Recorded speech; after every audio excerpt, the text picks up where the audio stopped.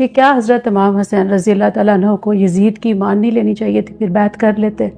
انہوں حکمران تھے وہ. ہاں یہ بات بھی غلط ہے. یہ جو بات آپ پوچھ رہی ہیں اس کا بھی کوئی اطلاق اس کے ساتھ نہیں ہوتا. سیدنا امام علی مقام سیدنا امام حسین علیہ السلام، ان کا اقدام قطعی طور پر نہ خروج تھا نہ بغاوت تھی. یعنی one should be very clear on this subject. یاد رکھ لیں بغاوت میں نے آپ کو شرائط بیان کر دی. تمام کتب شریعت میں یہ شرط ہے کہ سب سے پہلے وہ ایک گروہ ہو، منظم ہو کر کسی علاقے پہ قبضہ کر لے اور پھر مسلح جنگ کرے اور لوگوں کا قتل عام کرے.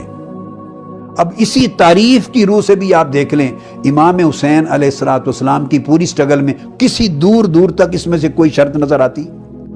اگر وہ یہ کرنا چاہتے معاذ اللہ جس کو خروج اور بغاوت کہتے ہیں، استغفر اللہ العظیم، تو ان کے لیے بیسٹ جگہ مدینہ طیبہ تھی، جہاں گنبد خضرا ان کے نانا کا مزار تھا، جہاں مدینہ طیبہ اور گرد و نواح کے لوگ حضور علیہ السلام کے اسم پاک اور گنبد خضرا اور اہل بیت اطہار پر جان دینے کو تیار تھے.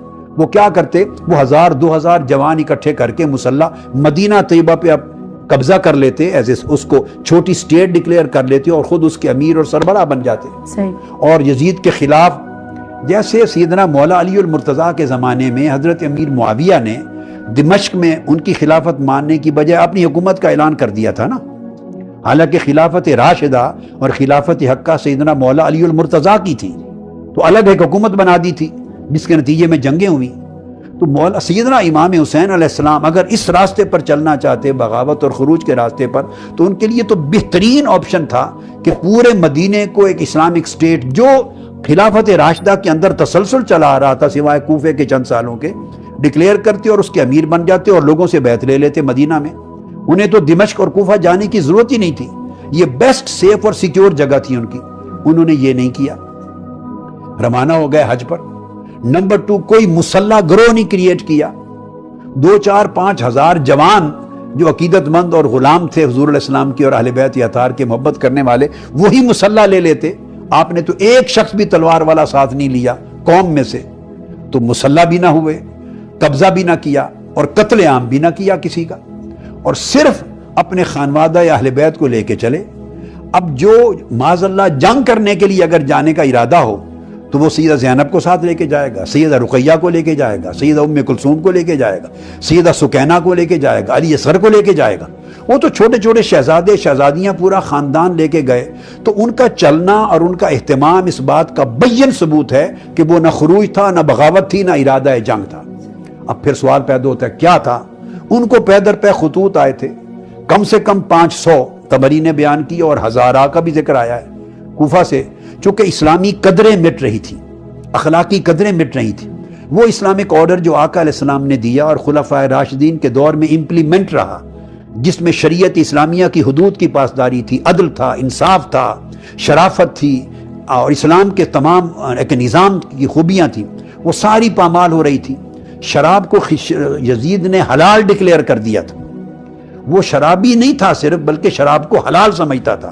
اور اس کے کریکٹر کا عالم یہ دیکھیے کہ واقعہ کربلا کے بعد جب اسے رسپونڈ ملا، ریوولٹ ہوا، تو اس نے کعبۃ اللہ پر حملہ کر دیا.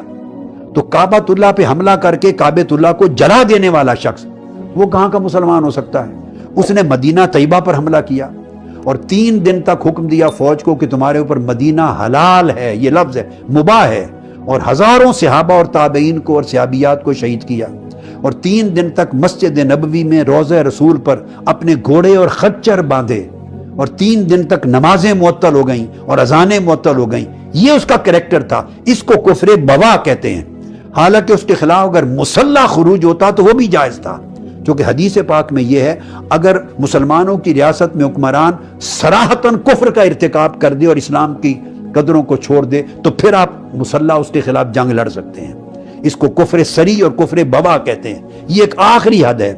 وہ تو یہ حد پھلانگ چکا تھا، یہ بھی تھا، لیکن سٹل امام حسین دعوت الی الحق کے لیے جا رہے تھے، امر بالمعروف کے لیے جا رہے تھے اور نہی عن المنکر کے لیے جا رہے تھے. یہ قرآنی حکم ہے، یہ فریضہ ہے مسلمانوں کا، یامرون بالمعروف وینہون عن المنکر.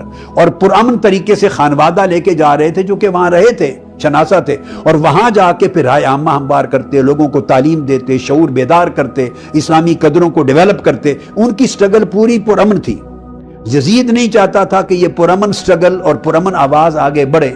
اس نے پھر عبیداللہ بن زیاد کے سپرد کر کے آپ کو راستے میں گھیرا اور پھر میدان کربلا میں لا کے آپ کے اوپر حملہ کرایا, اور آپ نے پھر اپنی جان اور بچوں کی جان میں ڈیفنس میں جنگ لڑی اور شہید